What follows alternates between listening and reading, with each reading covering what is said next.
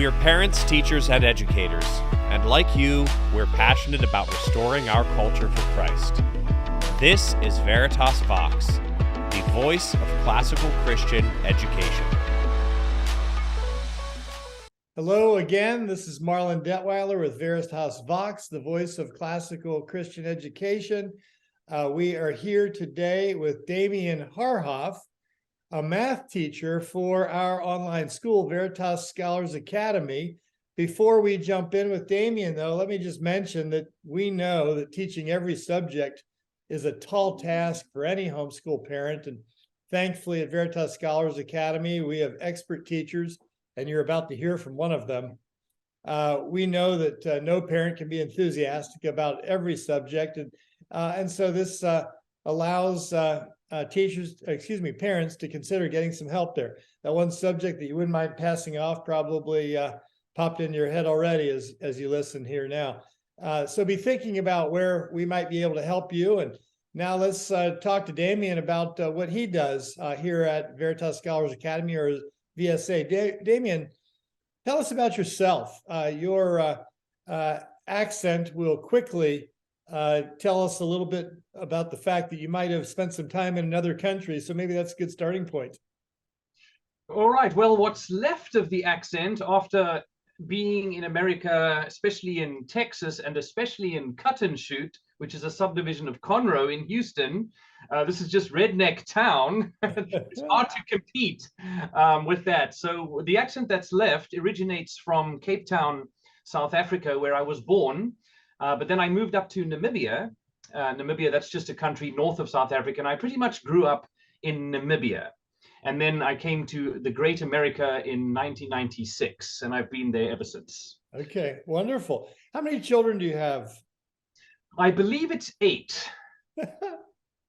That's it. I knew you had a lot. What are their ages now? Wow, their ages range from 7 to 22 and about 2 years apart. You have quite a range, and I know that you have, I knew you had a large family, and I knew that was worth noting. So obviously that was a very, very much a planned question.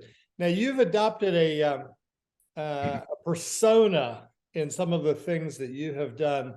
Tell us a little bit about that persona, Sir Haarhoff. Well, I began my teaching career. For some reason, they thought I came straight out of college, excited about teaching. They thought it would be a good idea to stick me in an inner city school where there was just, I'm surprised I'm even a teacher to this day. I'm surprised that I even lasted that long.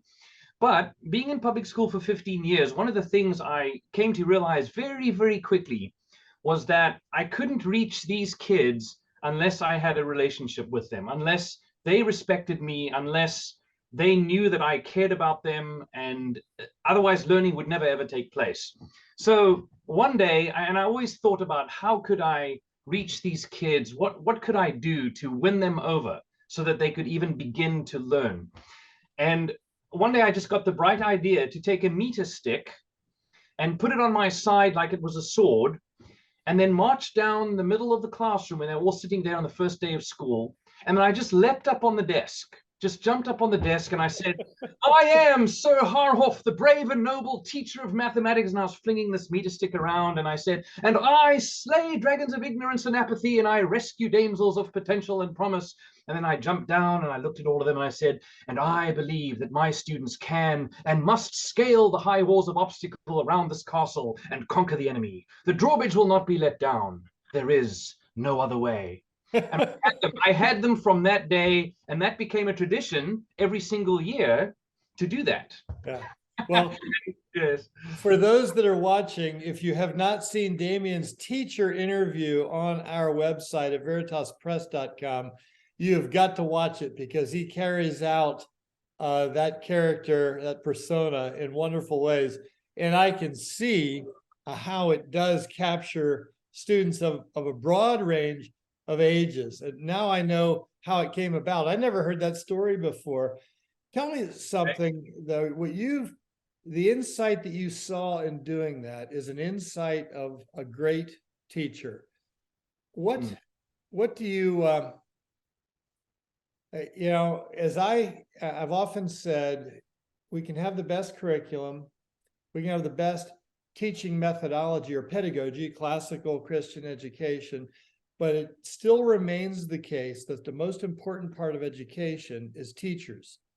And we remember from our education as adults, our great teachers. And it is so important at Veritas that we have the greatest collection of great teachers we can put together. And you've demonstrated that for many years at Veritas. What is it that you think really stands out in a student's mind? What causes you to be able to capture them, like you said? What makes a great teacher? So it begins with the relationship, like I said, just knowing their worlds. We have this remarkable privilege of having very like-minded families at Veritas, and we're coming alongside these parents to help them in their honorable endeavor to homeschool their children. For the most part, we have a very similar worldview.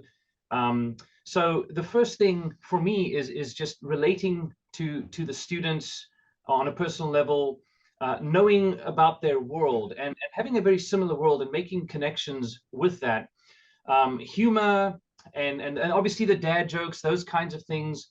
But ultimately, a teacher loves their subject, is passionate about their subject, understands their subject in the context of a greater worldview, and is able to effectively articulate and communicate that subject in a way that students are excited and eager to learn and curious for more. I think that's the nature of a good teacher, to do that. Well, you have clearly developed a reputation for doing that, teaching as many sections as you do and always having them filled up very quickly. What is it that you do teach for us? So I teach Algebra 1, Algebra 2, and what I like to call pre-calculus. Okay. And business maths in the summer as well. I keep forgetting about the summer course. There's an interesting difference between those three. They naturally progress, but what do you enjoy most, and why do you think you enjoy it most?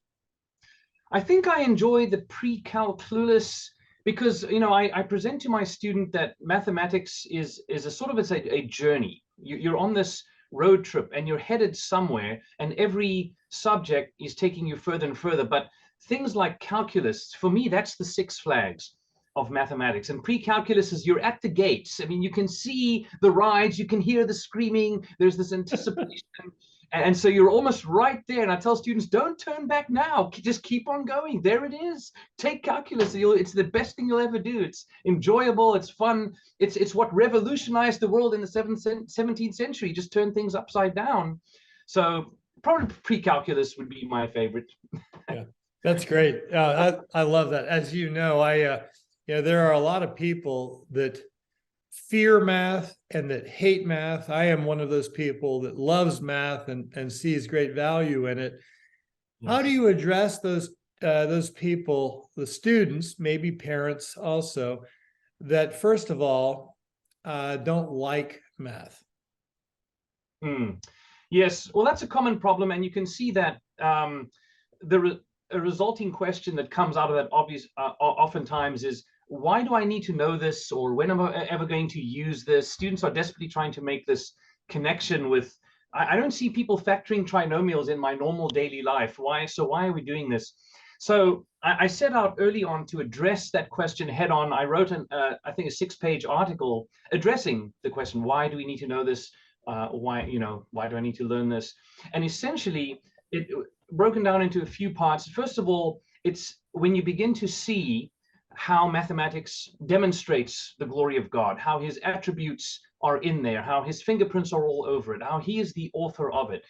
As you begin to point students towards the patterns, the consistency, the faithfulness of mathematics, even the mystery and the complexity, you begin to see that all things were made by him and for him, including mathematics. So it begins to allow them to open their minds to accept that this is something that the Lord has created and blessed us with the ability to be able to discover and learn. And then also to help them know that it's not just a means to an end.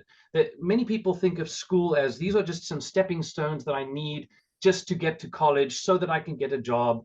But I say, no, no, no, it's an end in and of itself. Just the sheer joy of being able to learn this subject in and of itself, and what it does for you as far as developing critical thinking, problem solving, the ability to analyze, to gather data and work through it is actually very beneficial and a very real life skill.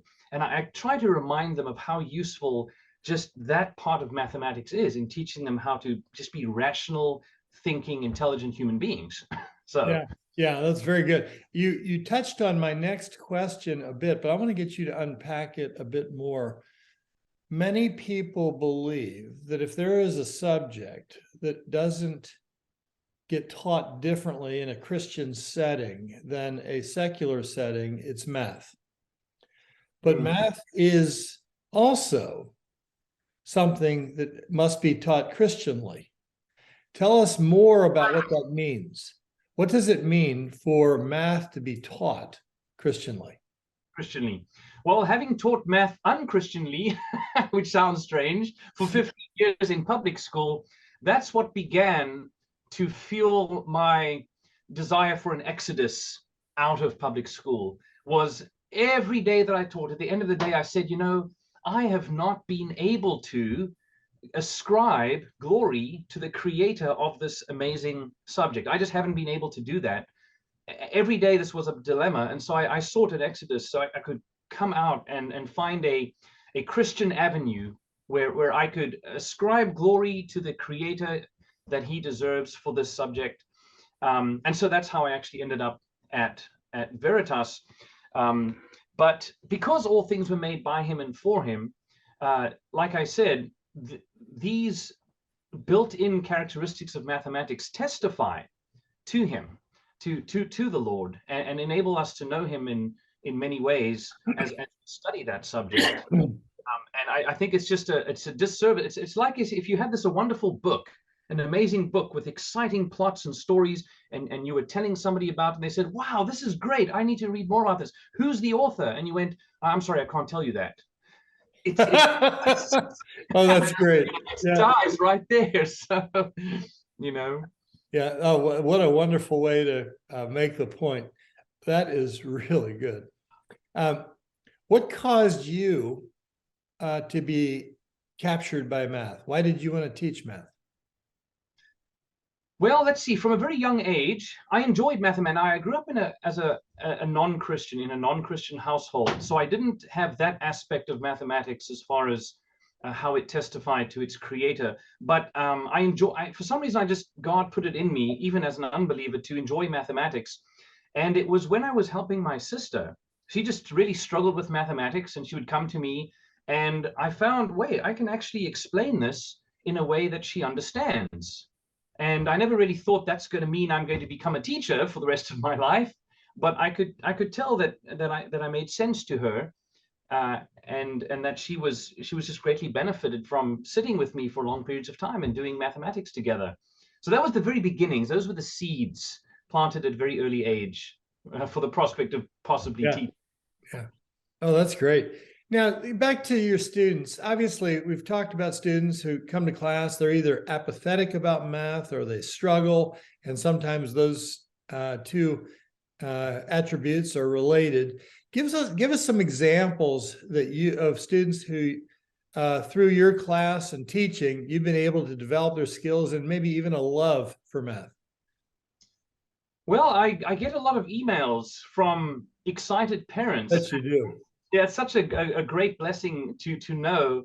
And sometimes you don't always know the history of students. I have close to 200 students, and sometimes I just don't know where they've come from, what they've really struggled with. But then parents unpack that in an email, and they say, I just want to thank you so much. My child just used to hate mathematics, but now they're so excited. They look forward to coming to your class. You know, when I plan this wonderful vacation to Disney World, they're grumpy because they want to be in your algebra class because they're excited all of a sudden about learning, and they're finding they can actually do this. They're beginning to believe in themselves and their ability to do mathematics when once upon a time that was an impossibility. So just getting those testimonies is just so very encouraging to see that, wow, something is happening here. There are also, there's this category of students that are apathetic or struggle, but is also a category of students who are really gifted. God's gifted them. They love math. They want to go fast. They want to go further. Tell me how you've helped those students. Okay, so yes, well, when you teach, there's a broad range in your classroom. I will always go just a little bit further with digging deep into, oh, and by the way, did you know that this is also something where this leads, and this is something you'll study in, say, Algebra 2 or pre-calculus, and just give them a little taste of that which is to come. It keeps them excited and anticipating, wow, this actually is developed even further, giving them just a little bit of a sight of what's ahead. Yeah, That's exciting for students, a foretaste of, yeah, absolutely. Yeah. How have you been able to help students go further and faster than their peers might go then? Let's see. What's lovely about our curriculum and our textbooks is it provides those challenges in the actual problems in the homework. There are those extra challenges, those higher level thinking questions. And I've made a point to talk about. So what do you guys think about that? And did you know that? And then talking about those questions that are already in the textbook and able to take students, push them just a little further out of their comfort zones, a little bit beyond what we did in class. And those students that love math, they just soak that up and then they're excited about that. So the curriculum provides for that kind of broad teaching. That's very good. Now, let me have you address parents as teachers or school administrators. Every homeschool is its own small school, and so they've got administrative concerns and they've got teaching concerns. Sometimes they hire us completely to handle those teaching concerns, but as parents, they're always the ones that we're serving. We like the term in loco parentis, that is, we're the parents delegate on behalf of the parents, is a direct translation of that Latin phrase. Yes. Tell us how you tell the parents that are teaching some themselves, some things that you would ask them to consider to become more effective, better teachers. You've done such a good job of it.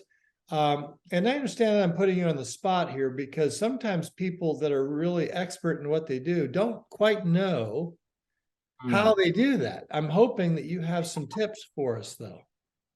Yes. Well, first of all, I used to think loco parentis meant crazy parents.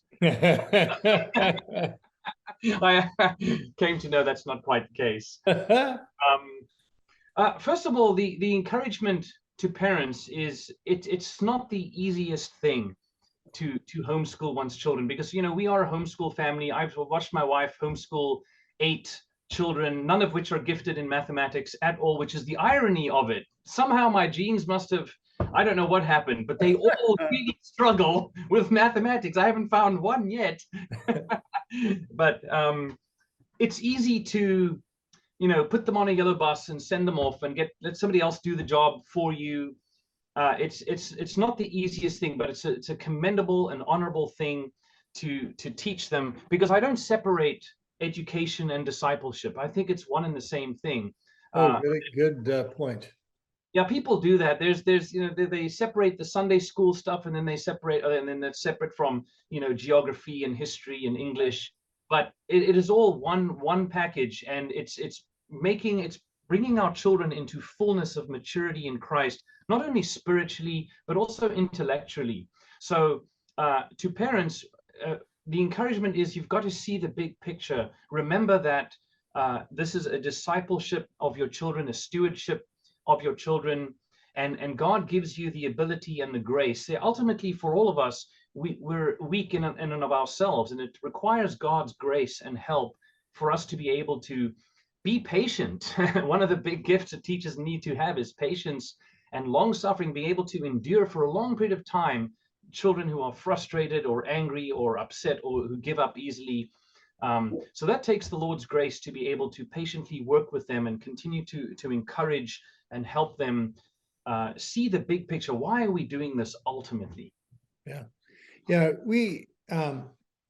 I find it interesting that parents will think only a little bit typically about the long term.